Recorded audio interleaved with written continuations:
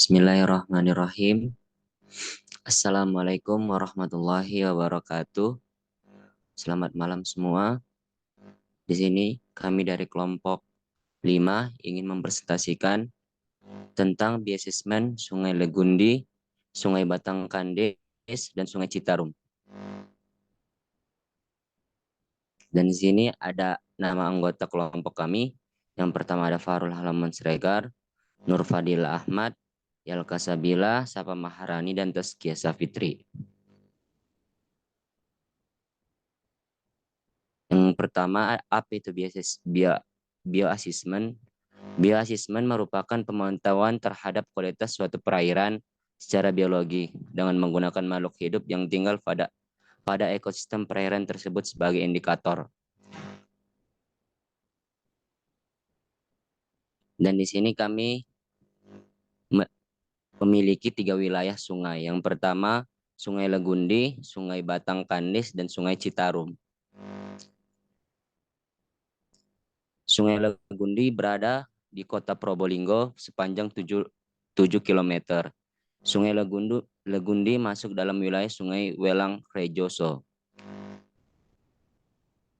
Yang kedua ada Sungai Batanghkandis. Batanghkandis adalah nama sungai yang terdapat di Provinsi Sumatera Barat, Indonesia. Batanghkandis dengan panjang sekitar 20 km menjadi sungai terpanjang di Kota Padang. Aliran Batanghkandis ini bertemu dengan aliran Batang Anai dan Batang Kuranji sebelum bermuara di Samudra Hindia. Selanjutnya ada Sungai Citarum. Sungai Citarum merupakan sungai terbesar di Jawa Barat dengan panjang 350 km bersumber dari mata air Gunung Wayang di sebelah selatan Kota Bandung, mengalir ke utara melalui bagian tengah wilayah Provinsi Jawa Barat dan bermuara di laut Jawa sebelah timur Jakarta. Selanjutnya adalah Macrozoobenthos. Macrozoobenthos merupakan organisme akuatik yang hidup di dasar perairan dengan pergerakan relatif lambat yang sangat dipengaruhi oleh substrat dasar serta kualitas perairan. Di sini ada cara sampling Macrozoobenthos pada perairan. Yang pertama, dapat digunakan dengan mangrove dan sarber. Macrozoobenthos di sini diambil dengan mengambil sedimen dari sungai. Selanjutnya ada mikroskop. Macrozoobenthos dipisahkan dari sedimen dengan sieve net nomor 3 dengan bukaan 1 kali 1 mm.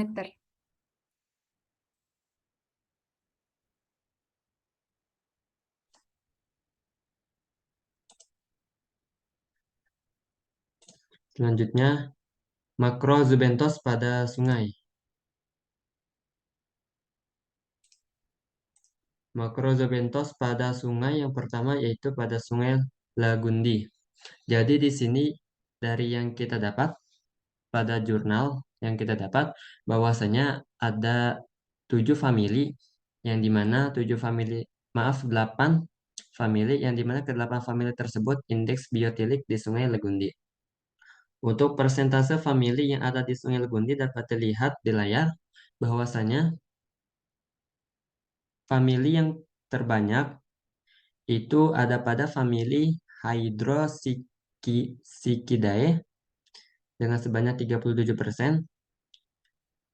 Sedangkan yang paling sedikit pada Sungai Legundi adalah Calopterigidae yang hanya sejumlah 37 yang sejumlah 3%. Jadi indeks biotilik yang didapat ini didapatkan dengan metode observasi langsung dengan menggunakan purposive sampling untuk menentukan titik lokasi pengambilan sampel. Jadi di sini ada 3 titik lokasi yang dilakukan oleh orang tersebut, yaitu pada hulu, yang kedua di tengah sungai atau badan sungai, yang ketiga pada hilir. Jadi hasil yang didapat merupakan akumulasi dari ketiga titik tersebut. Jadi yang didapat dari data di sini dapat ditarik kesimpulan bahwasanya Sungai Legundi airnya bersih tetapi hanya tercemar sedang.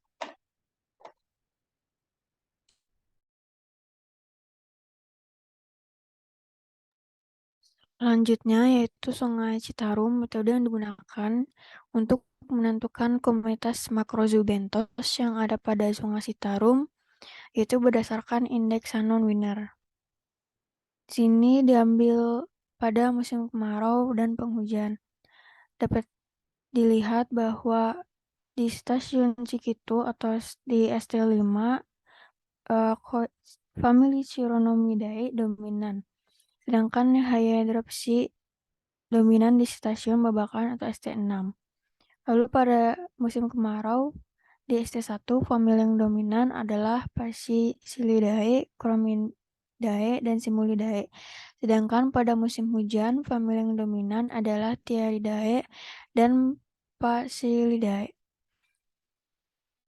Kemudian pada ST2 taksa yang dominan adalah Chironomidae, Simulidae. Sedangkan pada musim hujan Rhizopilidae dan Corimonidae menjadi dominan.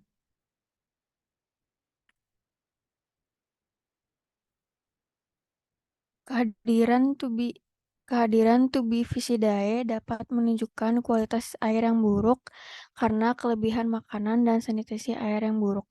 Keadaan seperti ini sering dijumpai pada air yang telah mengalami pencemaran tinja dari peternakan, limbah domestik, dan kegiatan pertanian.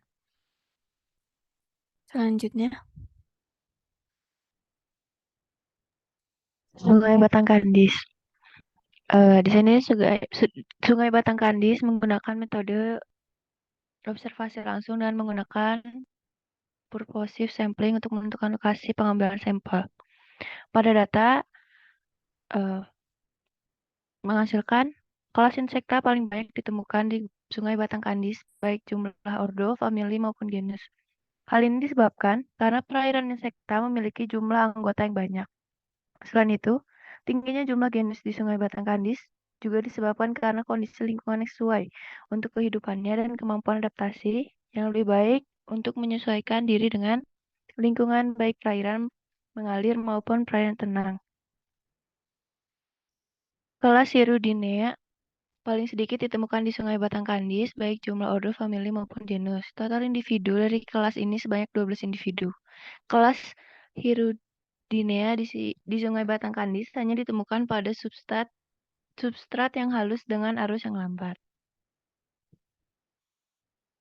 Selanjutnya, perbedaan keanekaragaman makrozobentos di sungai dan di esturia.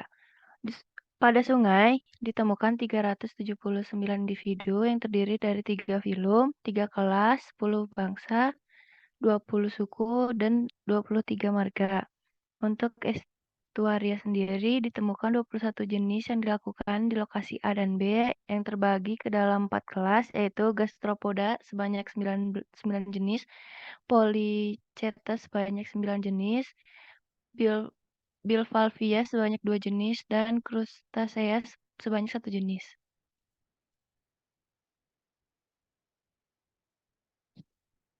Berikut merupakan daftar pustakanya. Ya, terima kasih. Wassalamualaikum warahmatullahi wabarakatuh.